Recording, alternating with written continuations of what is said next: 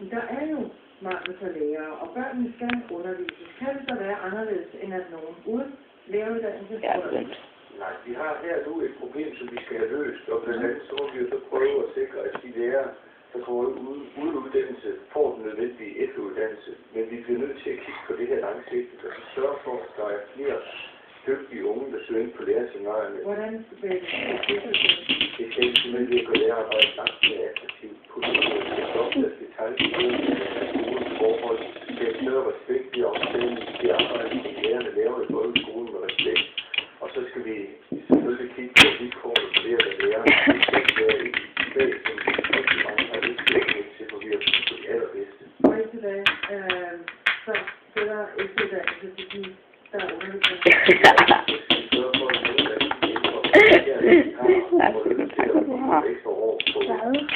Vi arbejder, fordi vi kan ikke koncentrere os om det.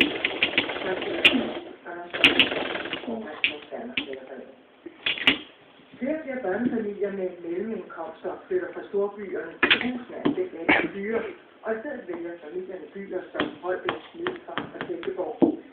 Sociolog Hans Christensen fra Københavns Universitet siger til Kristi Dagblad, at det i mange tilfælde lykkes for familier at finde arbejde der, hvor de flytter ind. Har man en bredt uddannelse, vil der i næste 15 år være gode jobmuligheder i og omkring de store byer. De sidste 5 år har 5.000 familier forladt København. Den danske asylpolitik bliver endnu en gang udsat for hård international kritik.